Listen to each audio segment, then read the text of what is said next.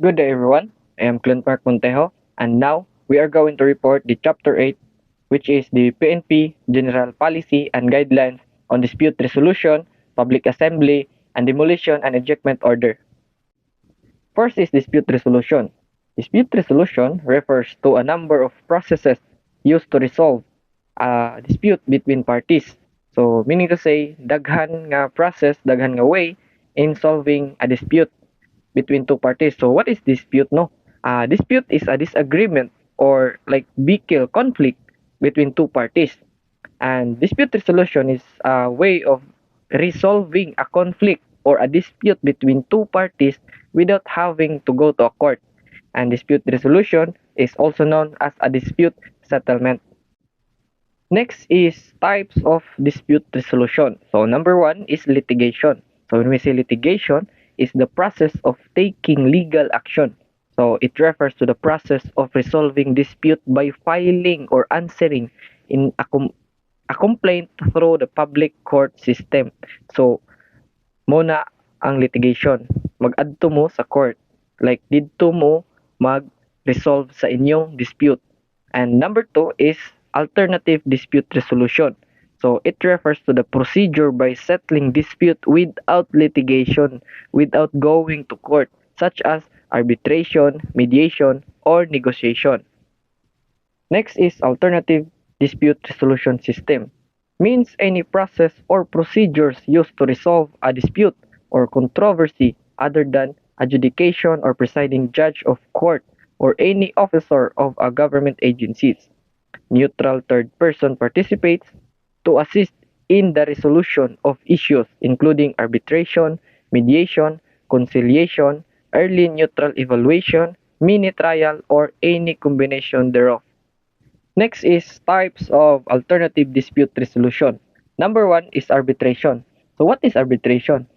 It is a voluntary dispute resolution process in which one or more arbitrators appointed in accordance with the agreement of the parties or rules promulgated pursuant to RA 9285 resolve an issue by rendering an award. So meaning ang arbitration, the process ng arbitration is ang mahimong third party, no, or ang mahimong arbitrator is gipili, like ang both parties ang magpili kung kinsa ang ilahang arbitrators. So muna siya, and then sa arbitration process ang final decision is magikan sa arbitrator. Magikan sa arbitrator ang decision, dili magikan sa parties. So next is ang mediation. When we say mediation, a voluntary process in which a mediator selected by disputing parties. So ang disputing parties gyapon ang magbuot kung kinsa ang mahimong mediators para sa ila. Facilitate communication and negotiation and assist the parties in reaching the voluntary agreement regarding a dispute. Settlement is made by parties. So ang mediator nga gipili sa duha ka parties is only facilitate communication and negotiation. Magtabang lang siya sa duha ka parties para masolve. Dili siya magbuhat, dili magikan sa iya ang solusyon. Third party cannot make a proposal. So dili magikan third party sa mediator, which is ang third party sa mediation, which is ang mediator, cannot make a proposal. Dili magikan sa iya ang final decision. So next is number 3, the conciliation. Involves the assistance of neutral third party who plays an advisory role in reaching agreement. So third party can make proposal. So mediation and conciliation is medyo same sila, and ang ilahang gikalahian lang is ang third party nila, which is ang conciliation can make proposal while ang mediation cannot make a proposal. So muna ang gikalayan nilang tulo. Ang arbitrator sa arbitration, ang arbitrator is didto magikan sa iya ang decision. Sa mediation, ang mediator cannot make a decision. Then ang conciliation, ang third party can make a proposal. So Mao na ang types of alternative dispute resolution. Next is labor disputes. Labor disputes refers to any controversy or matter concerning terms and conditions of employment or the association or representation of persons in negotiating, fixing, maintaining, changing, or arranging through the terms and conditions of employment, regardless of whether the disputant stands in the proximate relation of employer and employee. Next is strikes, picketing, and lockouts. Labor disputes can lead to labor strikes or and lockouts. So, strikes refers to a temporary stoppage of work by the concerted action of the employees as a result of an industrial or a labor dispute. So, there is a strikes. Workers stop working to protest something. Usually, ang lagi na protest is low pay, bad working conditions, or unfair treatment. So, example is uh, factory workers kanang walk out or nag walk off the job because they want a higher wages, gusto sila dako nga sweldo. So, mo na siya ang strikes. So, next is ang lockouts. It is the temporary refusal of an employer to furnish work as a result of industrial or labor dispute. So, there is a lockout. The company refuse to let workers work even if they want to pressure them into accepting the company terms. So, example is a company shutdowns its plans to force workers to accept lower pay. So, muna siya ang lockouts. So, in order to exercise the right to strike or the right to lockout, two grounds two grounds ang need para nga ma-valid ang exercise para ma-valid ang right to strike or right to locouts. So, unsa ni sila, which is ang unfair labor practice o ang bargaining deadlock. So, ang kaning bargaining deadlock is a failure to agree on the terms and conditions of a collective bargaining agreement between the management and the union. So, dili sila magkasinabot. So, muna ang bargaining deadlock, dili magkasinabot sila ang management and the union. Next is peaceful picketing. It is the right of workers during strikes consisting of the marching and from before the premises of an establishment involved in labor disputes, generally accompanied by the carrying a display of signs, placards, and banners with statement relating to the disputes. Like, ang kaning peaceful picketing is kanang protest na siya, like standing outside the workplace with a sign to protest and spread awareness of the issue. So, like kanang kung unsa ilang hinanakit sa ilang kumpanya is mo na ang ilahang welga or mo na ang ilang ginabuhat ang picketing. Next is different forms of labor strikes. Temporary stoppage of work due to labor disputes has different forms. So number one is legal strikes. One called for a valid purpose and conducted through mean through means allowed by law. So gibuhat nilang strike into legal process. So they follow the legal process. So number two is illegal strike. So one stage for a purpose not recognized by law, or if it is for if it is for valid purpose conducted through means not sanctioned by law. So for example is workers suddenly walk out without giving notice or getting union approval even though issue isn't urgent. So muna ang illegal strike. So they break the law for striking. So number three is economic strike. So one stage by workers for to force wage or other economic concession from the employer which he is not required by law to grant. So example sa economic strike is employees demands a raise even though their company isn't legally required to give one. They go on the strikes to pressure the employer. Ang kaning economic strike is it's about wages or benefits. Number four is unfair labor practice strike. So one called to protest against the employer's acts of an unfair practice enumerated in Article 248 of the Labor Code, as amended, including the gross violation of collective bargaining agreement and union busting. So example sa unfair labor practice is the company fires workers for joining a union.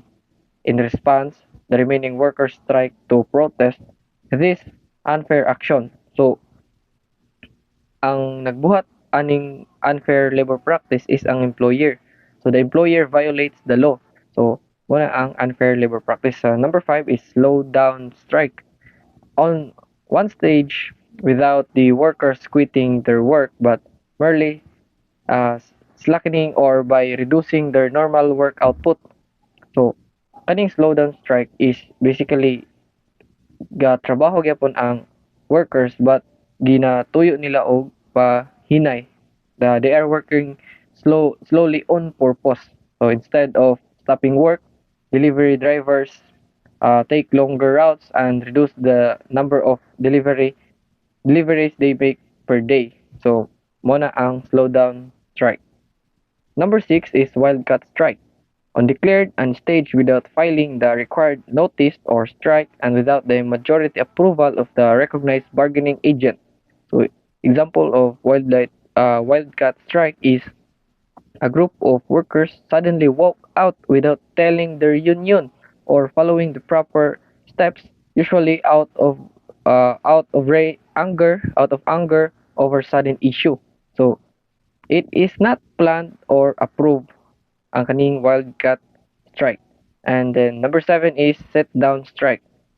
One where the workers stop working but do not leave their place of work.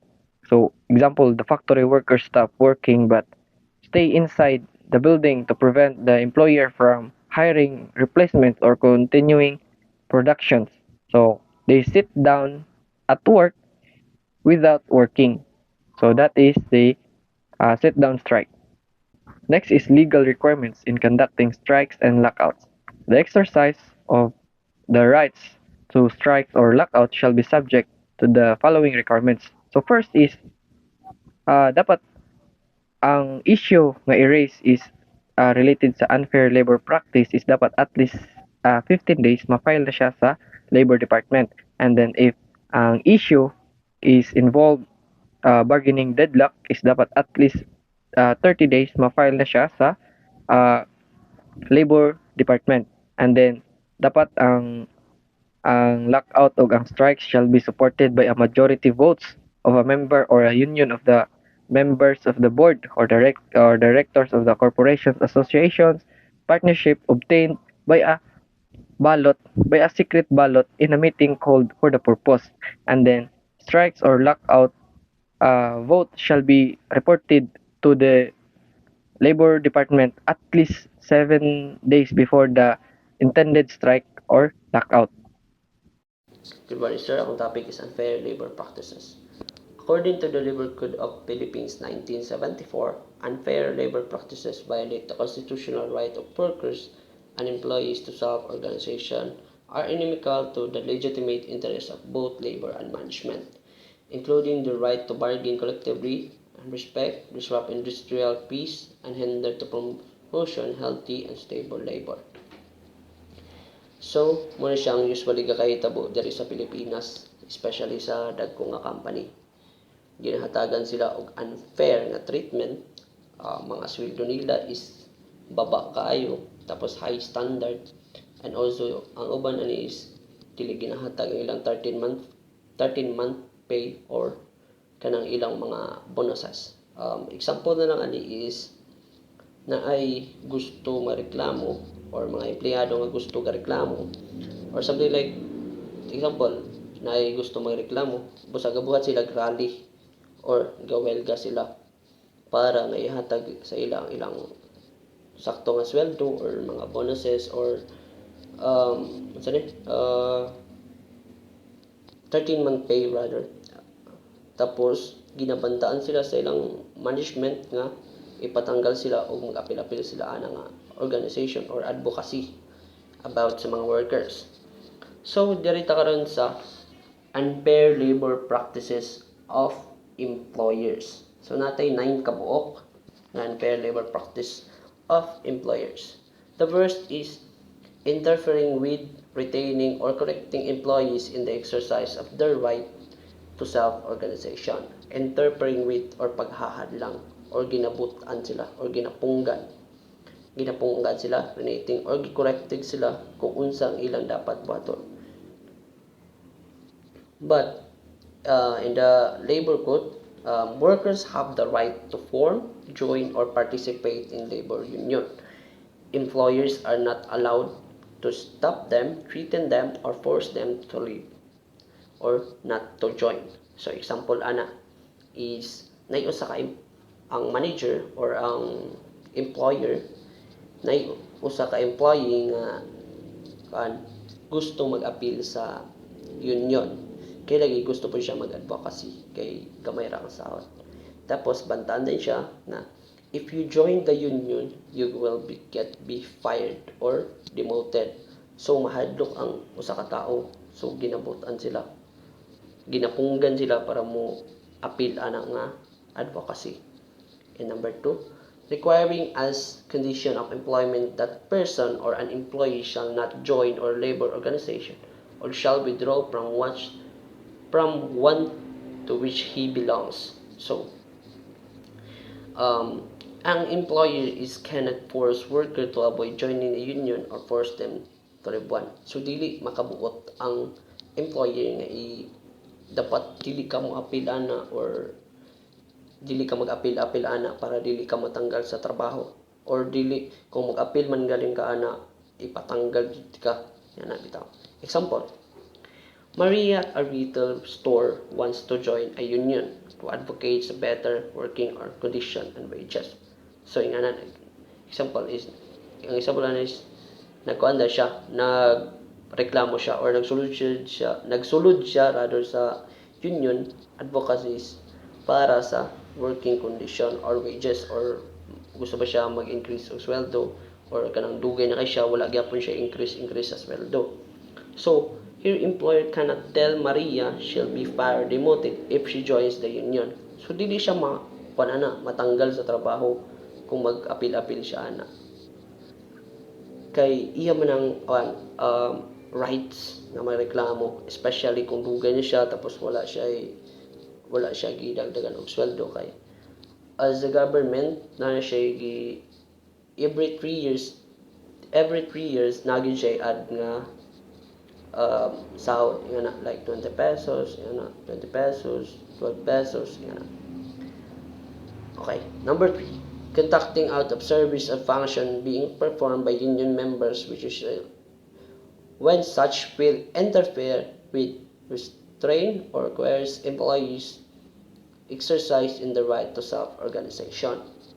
So, employers cannot give jobs that union workers usually do to outsiders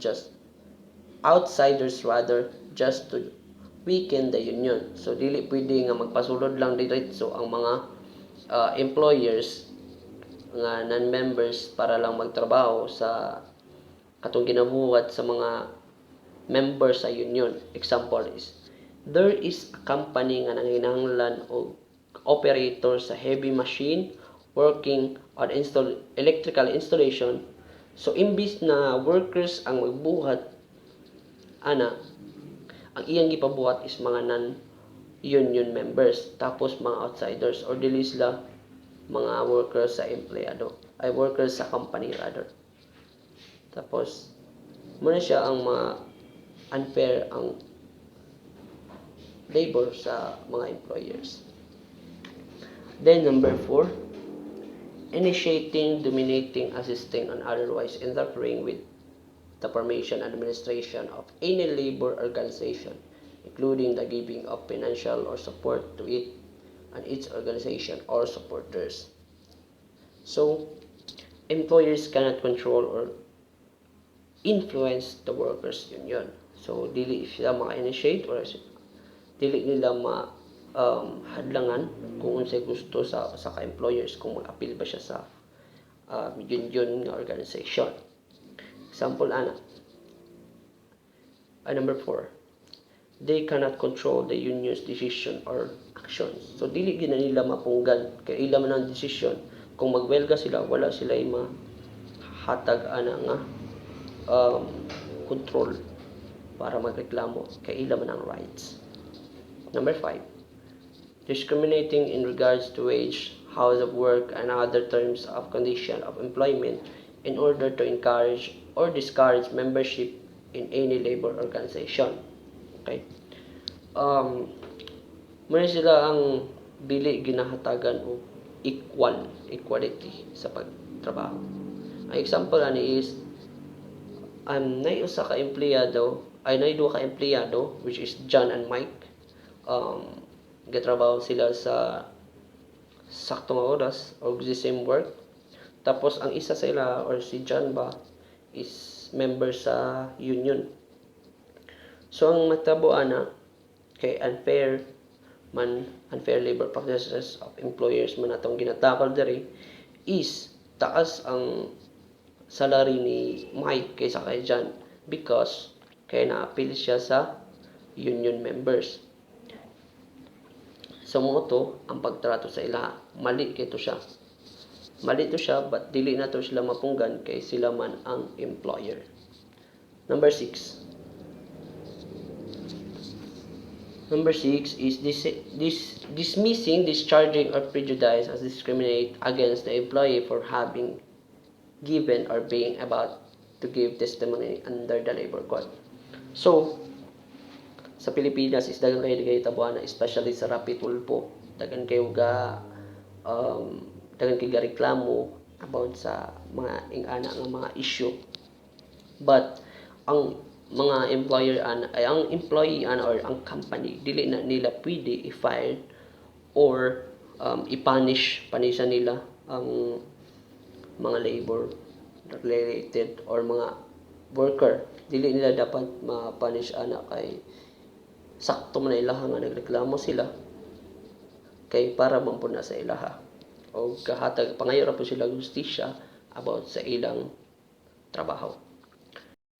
Number 7, violating the duty to bargain collectively as prescribed by the labor code. So diri ang example ani is a union requests wage increases. The employer must negotiate with the union considering this proposal and providing justification for their position. So diri na mahatag ang dapat ang company ihatag yun nila kung unsa ang para sa mga workers and employees. Number 8, paying negotiation of attorney's fees and union or its officer or agent as part of the settlement of any issue is collective bargaining or any dispute or any other dispute. Diri na naghatag naman sila union request about the wage increase. So diri makipag-negotiate ng union sa employer or sa management or company.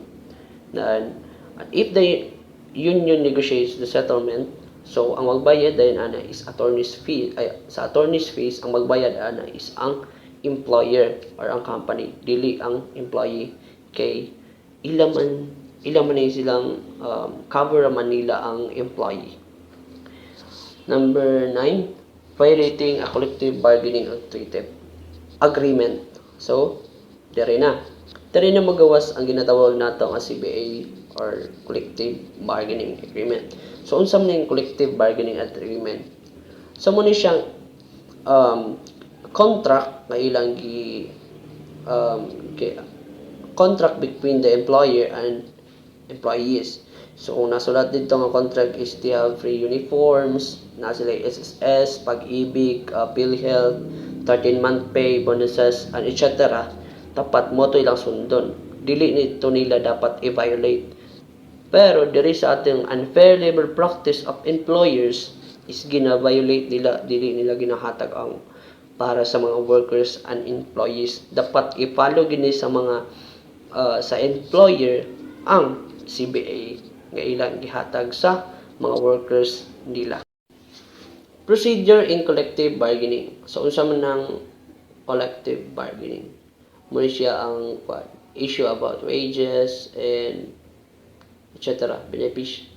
mga benefits, tapos mga dapat makuha nila ang mutual agreement or mutually acceptable agreement. Okay, the first is when a party desires to negotiate an agreement, it shall serve a written notice upon the other party with statement of its proposal.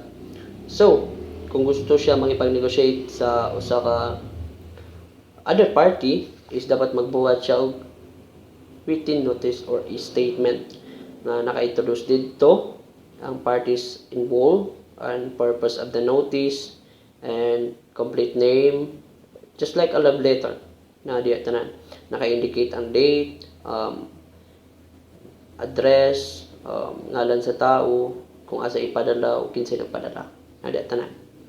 Number 2, should differences arise on the basis of such notice and reply, either party may request for a conference which shall begin not later 10 days.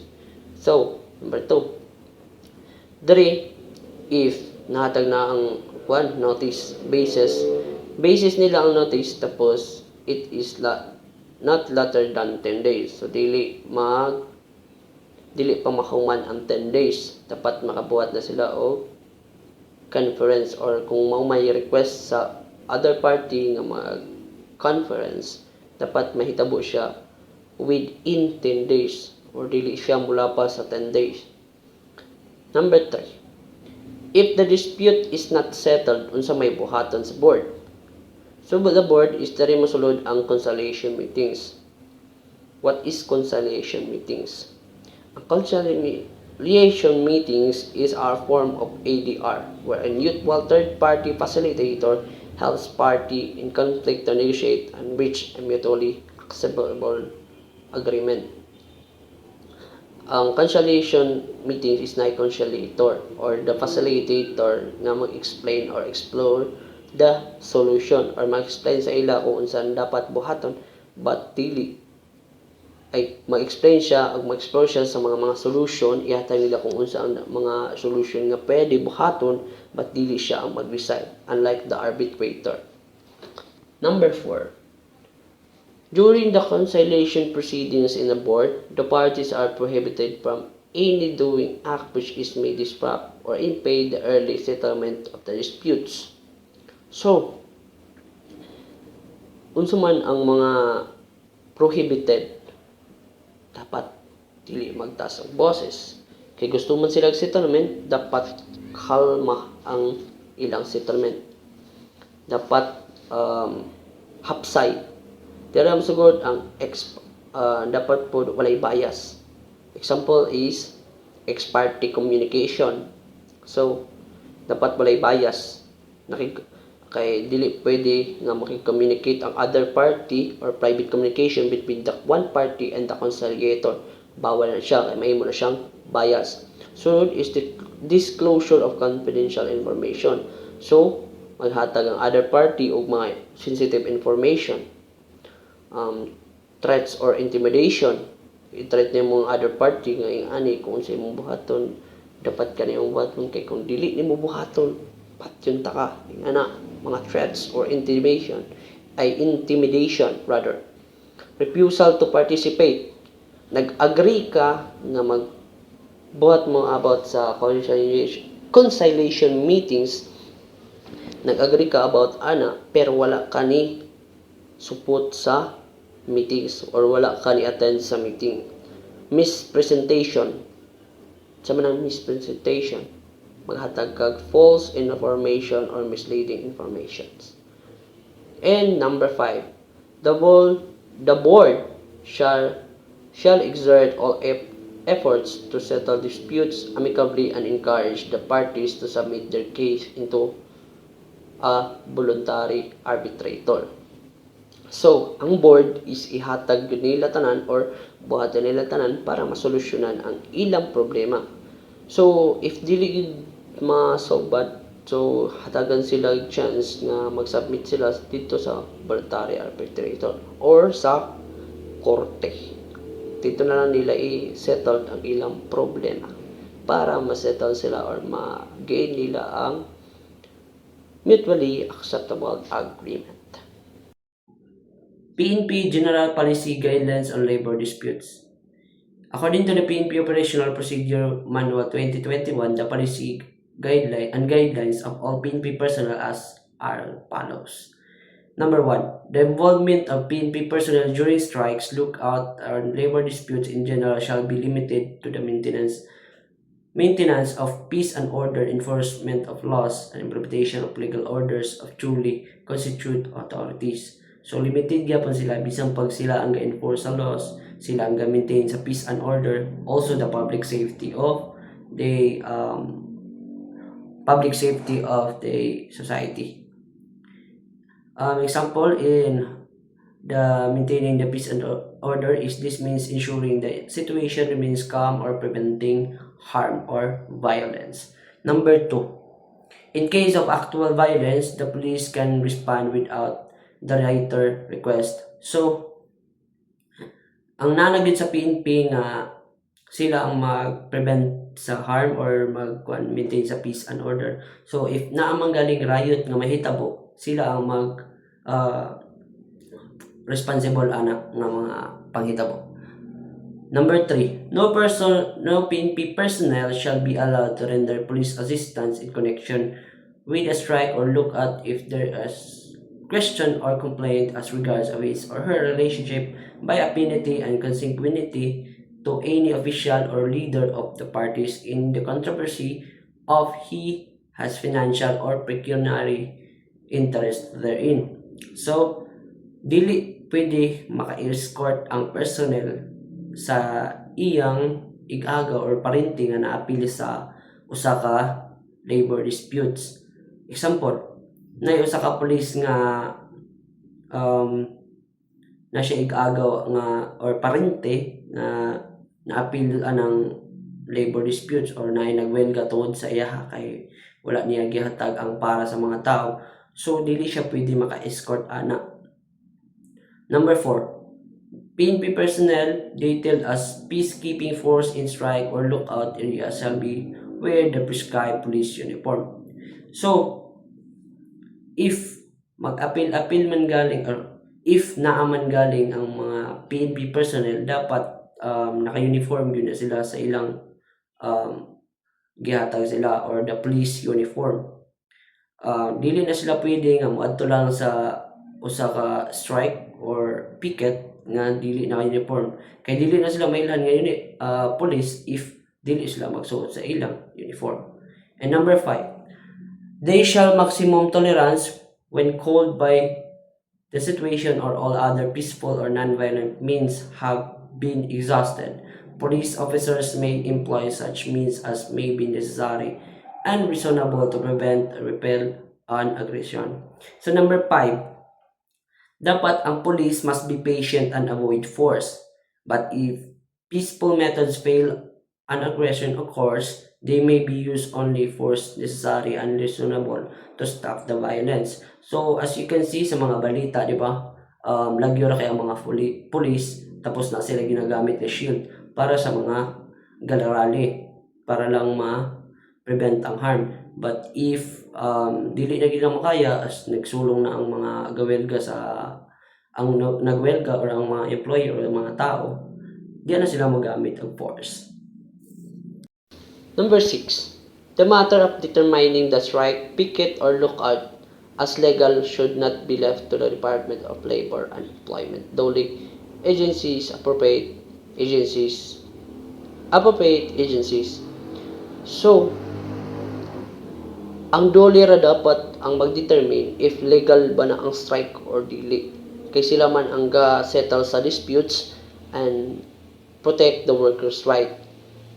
And ang PNP personnel should not interfere in a strike, picket or lookout except as herein provided. So dili gyud po na magpataka ang PNP personnel nga magpugong sa strike, picket or lookout except gitugutan sila. Number 7, no personnel escort shall be provided to any parties of controversy unless upon written request from DOLE. So, tanan gabuhaton sa PNP personnel that connected sa Dolly is kailangan yun na siya written request. Ang example na is na company nga mag-request og police escort sa ilang mga trucks, sa ilang mga products, and etc. But ang PNP nag-refuse kay wala sila nadawat nga written request. So, ang trabaho sa Dolly is maghatag og written request para if ever na magpa-escort, pwede sila ma-escortan. Kaya naman sila written request. Kaya if og wala sila written request, dili siya pwede ma-escort. Number 8. During dependency or strike, look at personnel concerned are prohibited from socializing with any parties that involved in the controversy. So, ang mga PNP personnel or all officers on duty remain in uniform and are instructed not to mingle or socialize to avoid suspicious of the bias. So, dili na pwede sila magkipag-socialize para avoid na pod sa issue nga kana siya nga police ba ka or personnel is connected ani nga tao. Dili sila ma-suspectionan kay pwede sila ana ma issue o pwede sila na mareklamo. Number 9. Liaison shall establish and maintain representatives of Dolly management and union in a strike. Look out for the purpose of maintaining the peace and order. So, tara na. PNP establishes regular coordinating meetings or liaisons with DOL. Makipag-meeting na sila sa mga DOLE para kung unsay pangbuhaton sa strike or nabay mga picket nga mahitabo. The union leaders and company representatives to monitor the situation and encourage peaceful dialogue. So, kung sa dapat ilang buhaton para dili magamit og force or mahatag ang para ma-maintain ang peace and order, dili magkagubot. And number 10, the peacekeeping detail shall establish a command post outside the 50-meter radius from the picket line. So, atong makita, dapat layo ra gid ang mga personnel or PNP personnel or the peacekeeping are the maintain of peace and order or mga enforcement. So, layo ra gid sila. Makita din mo sa balita nga naay katong mga dala og shield is layo ra gid sila about sa mga layo na gid sila sa mga tao. Nara gid sila about 50 meters kalayon. 50 meters sila kalayon. Then nara sila murag just like ginasulod nga metros para lang malaya sila sa picket line o ma-reduce ang picket nga mahitabo or kay maintain naman sila sa peace and order, dapat dili pa sila magamit og force if not necessary. Marato. Thank you.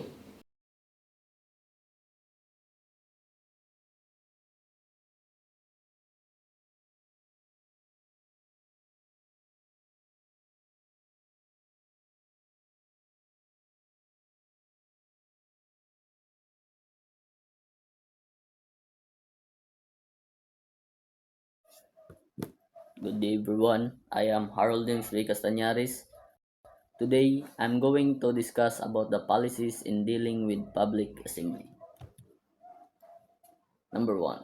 The PNP will respect and protect human dignity, maintain and uphold the human rights of all persons, and limit the use of force to situations where it is strictly necessary and to the extent required to the performance of their duty. So, ang PNP kung naay mahitabo nga public assembly, so ang PNP sila ang manage para walay gubot mahitabo o maprotektahan nila tong mga tawo nga nag-appeal ato na activity, and then ay sa sila mo gamit sa ilahang force if really necessary kung ang gatong panghitabo sa public assembly is nanay na itabo nga violent, ay sana ang PNP sila mo gamit og force, but ang force na ilang ginagamit is kanang needed lang para ma-hapsay ang panghitabo. Number 2, public assembly. held in freedom parks or on private property do not need a permit for the activity. So, the public assembly is a gathering of people in a freedom park or private place, and this gathering does not need permit for the activity. Number 3. The PNP shall provide police assistance only when requested by the leaders or organizer for maintenance of peace and order to ensure the safety of those participating in the public assemblies held in freedom parks or on private property. So, the PNP, they are not allowed to interfere on their own in public assembly. So, ang PNP, bawal yun sila mag-interfere or hilabot sa hibgayon nga public assembly kung wala sila gi-request. But they can step in only if the organizer asks for their help in ensuring the safety of everyone. But kung ang ilahang presence is gi-request na sa leader or organizer para mag-maintain sa peace and order to ensure the safety of everyone, ay sara ang PNP maka-interfere na sila ana. Number 4. A public assembly held in a public place must have a permit from the mayor of the city or municipality exercising jurisdiction over the place where it will be held. So, kung naay may tabo nga public assembly sa public nga lugar, kinahanglan sila mokuha og permit sa mayor para kana nga activity na ilahang gipahigayon sa public na lugar mahimo siya og hapsay, linaw ug walay gubot. Number 5. A public assembly held with or without permit may be peacefully dispersed. So kung naay public assembly na gakahitabo na may permit or wala, dapat maundang siya nga peaceful nang maundang ang ilang pag-gathering ana na kuan nga lugar nga kalma og walay violente na nahitabo. Number 6. Lightning demonstration or rallies in areas where public assembly is prohibited shall be dispersed peacefully. So, kung naay nahitabo nga demonstration or rally ana na lugar nga bawal siya rallyhan, ang pulis sila pwede na nila ipaundang pero sa pamaagi nga peaceful og walay violente na gakahitabo. Number 7. Ground commanders are responsible for determining whether there is a permit for the holding of the public assembly. So, the ground commander, their duty is to check if the public assembly has a permit before allowing it to continue. So, ang ground commander daw kuno, siya ang responsibilidad sa pagdetermine kung kana nga aktibidad is na permit ay sa niya ipa-allow nga ipa-continue, ipahuman. Number 8. Close coordination with the mayor of the city or municipality or his representative where the public assembly is being held should always be maintained, especially when a permit has not been issued but an application has been filed prior to the holding of the public assembly. So, the police must always coordinate with the mayor on their representative, especially if people applied for a permit but it hasn't been approved yet, to ensure the assembly is handled peacefully and properly. So, ang police daw, kinanglan sila perminti mag-coordinate sa mayor or sa representative sa mayor para may balaan kung kana nga mga tao na magkuan og public assembly is nag-apply na ba sila sa permit pero wala pa na aprobahan para katong ilahang ipahigayon nga public assembly is ma-handled sa mga pulis aron peaceful o walay gubot nga mahitabo ana nga aktibidad. Number 9. Maximum tolerance shall be exercised in the conduct of this dispersal operation. So, when dispersing a public assembly, the police must practice maximum tolerance, meaning they should stay calm, patient, and avoid using force unless it's really necessary. So kung naay paundang operasyon sa public assembly, ang police dapat ilhang ma-practice ang maximum tolerance, meaning dapat kalma sila, patient, og i-avoid nila ang paggamit og pwersa unless unless it's really necessary. Kung kinahanglan na gyud na mogamit sila og pwersa, dapat sila mogamit kung grabe na gyud ka violent ang gakahitaboan na lugar. Police response. Number 1. During planning stage, A. Initiate dialogue with the leaders, organizers to ensure the peaceful holding of a public assembly, including, among others, the detail of police personnel providing security in the area. So, before the public assembly happens, the police should talk with the leaders or organizer to agree on how to keep the event peaceful, including how police will provide security in the area. So, kung naay mahitabo nga public assembly, dapat makikoordinate ang organizer sa ana na activity dito sa mga police para masabutan nila kung unsay ma-provide sa police nga security ana na area para ma-prevent ang mahitabo nga dili maayo. B. Prepare appropriate security and CDM contingency plan. So, the police must make a security and crowd control plan to be ready in case problem happen during the public assembly. So, dapat ang police prepare sila o dapat nana sila security and crowd control plan kung naay mahitabo nga dili maayo. Number 2. During initial and peaceful stage, with permit or held in freedom parks, private properties, the PNP shall not interfere with the holding of a public assembly.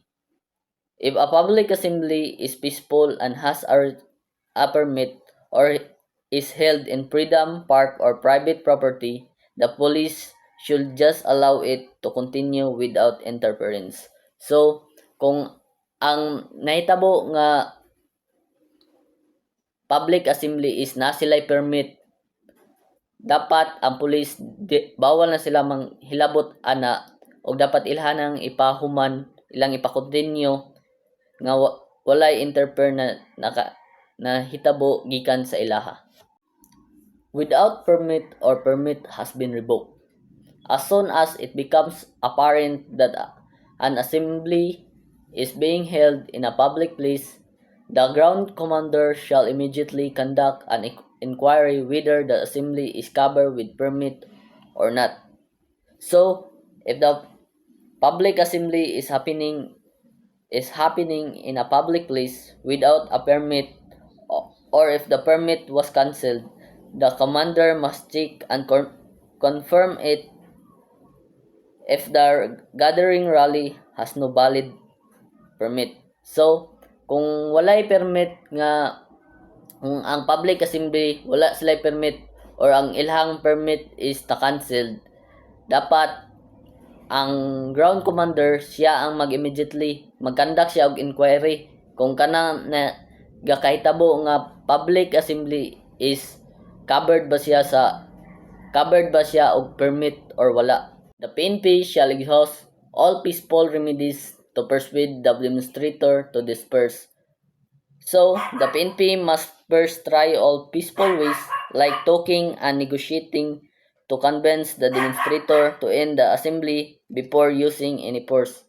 So, una, dapat yun istoryahon sa ang mga ga-demonstrate or ang garali na i-convince sila sa mga peaceful nga pamaagi nga pagsama sa pag-istorya, pag-negotiate, ay sa magamit og force or kanang puwersa kung sila dili gyud sila gapato or gamit na sila og mga violentist.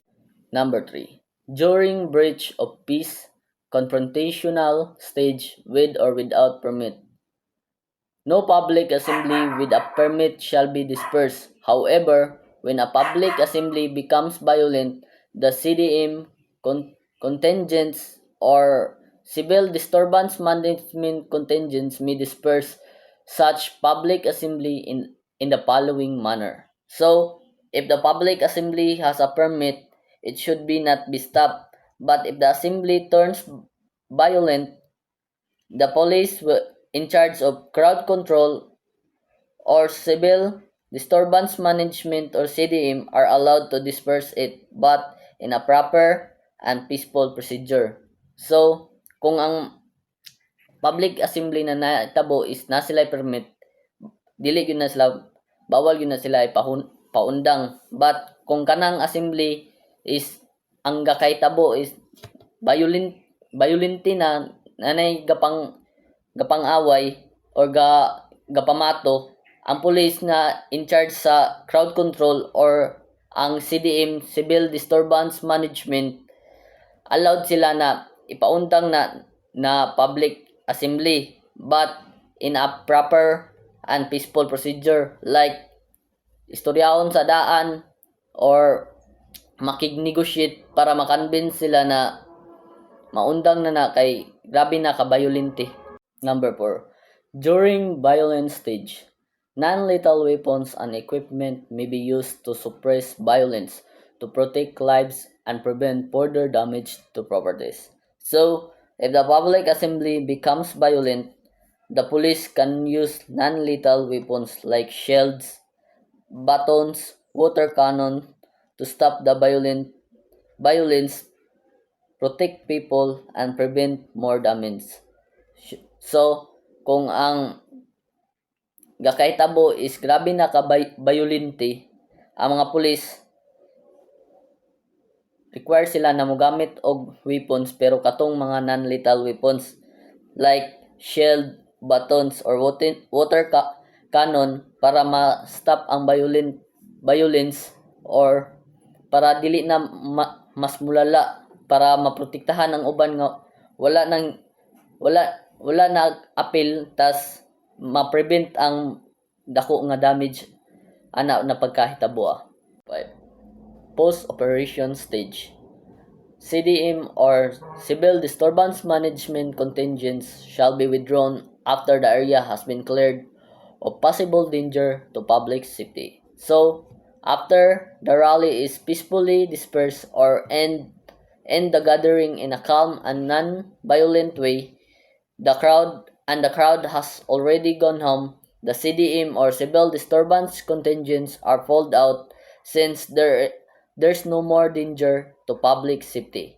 So, kung ang public assembly is nahuman siya, peaceful, walay gubot, o walay violente nga nahitabo, tas ang mga tawo is nakauli na pud sila sa ilahang mga panimalay, ang Civil Disturbance Management contingents is ipa-pulled out sila, ipapalakaw na sila anak na lugar kay wala naman siya danger nga mahitabo sa public safety. Good morning, sir. My topic is all about dispersal of public assembly. So, ang dispersal of public assembly is isa ka proseso nga ginahunong o ginapauli sa mga otoridad ang mga taong nagtipon sa publiko nga lugar. Halimbawa, nagrally, demonstration na walay permit o galabag sa kondisyon sa permit. Pero kung kani nagpasa of application sa permit sa mayor 5 days bago ang rally, magdesisyon nga automatic approve. My next topic is demolition and injectment order. So, ang demolition is isa ka utos gikan sa korte o sa tamang ahensya ng gobyerno na ang mga inayo na istruktura, gusali, tindahan na illegal at walang permit, pwede itong gubain o tanggalin. Then, next is injectment order. Kung naay tao na nagpuyo sa dili nila yuta, pwede sila ipapahawa pinaagi sa injectment order. So, Based sa Urban of Development and Housing Act of 1992, ang eviction and demolition kailangan nga likayan nga dili buhaton kay kini makapanghasol sa ubang tawo. Kung kinahanglan gyud nga ipahawa ang mga tawo, kinahanglan nila ipamaagi sa legal nga proseso. In the execution of eviction or demolition orders involving underprivileged and homeless citizens, the following shall be mandatory: RA 7279, 1992, Section 28. Mauni ang proseso pamaagi sa pag-eviction or demolition. First, notice. Upon the affected person is kinahanglan tagaan o pahibalo sa sulod sa 30 ka adlaw bago ipapatuman ang eviction or demolition. Second is consultation. Kinahanglan adunay pagsabot o pagstorya nga magsiguro nga patas ang pagkasinabot sa tanan. Third, presensya gikan sa local government units.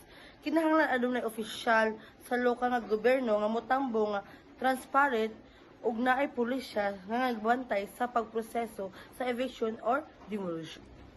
Fourth is proper identification of all persons taking part in the demolition para malikayan ang illegal o walay otoridad nga moapil. So, ikalima, ang pagpatuman sa husto nga oras nga regular sa sulod sa Lunes padulong Biyernes nga dili pwede pud buntag kaayo o gabi pud kaayo or baha or gaulan. Pero pwede siya kung musugot ang mga pamilya sa pamaagi sa demolition. 6 is no heavy equipment. Kung ang barong-barong ra or light materials lang, dili na mugamit or bakuba or bulldozer. 7 is dapat ang Philippine National Police is naka-uniform pag demolition o eviction. 8, adequate a relocation. Dapat ang mga tao nga na kuan o demolition, dapat tagaan sila og permanent or temporary nga kapuy-an. Ang rules sa PNP sa demolition or ejection order, ang tabang sa kapulisan sa pagpahigayon sa demolition or ejection order, ihatag ra kung adunay sulat nga formal nga hangyo gikan sa sheriff. Kinahanglan adunay klaro nga request nga sulat o legal nga dokumento aron masiguro ang ilang tabang nasa saktong proseso. Ang sheriff is ang mao ang tagatuman sa sugo sa korte nga magpadala og notice or summon. Lupong tagapagpamayapa. There is hereby created in each barangay a body known as a lupong tagapagpamayapa o ginatawag siya nga lupon. Composed ni siya of barangay captain as a chairman and not less than 10 or more than 20 members. So kanang like mga kagawad niya. And the lupon shall be constituted every 3 years. So 3 years lang yung term, no? And 3 years lang, like for example, kagawad and captain, so after 3 years mag-election na sad. And then who may be appointed members of the lupon. So ang pwede lang ani is any person actually residing in the barangay. So dapat kung gusto ka nga appeal sa members sa kanang lupong tagapagpamayapa is dapat residing ka ng barangay. Number 2 is not otherwise expressly disqualified by law. So dapat wala ka na convict or wala ka niagi og kapreso nga with turpitude, with moral turpitude. So kung mayong tag moral turpitude no is mo niya mga crime nga under sa revised penal code, just like murder, homicide, infanticide, mga inana. So when we say moral turpitude is kanang sakit siya itself or like kanang pinaka bawal siya. number 2 is not otherwise expressly disqualified by law. So dapat wala ka niagi og ka-convict nga ang imong pagka-convict is with moral turpitude. So when we say moral turpitude, mga crime nga under sa revised penal code just like murder, infanticide, ug homicide, and many more. And number 3 is possessing integrity, impartiality, independence of mind, sense of fairness, and reputation for probity. In short, dapat dili ka bias na kay baruganan sa imong kagalingon. So, mo na ang mga members nga mo na ang mga attitude or mga karakteristik nga pwede ka mahimong member sa lupot.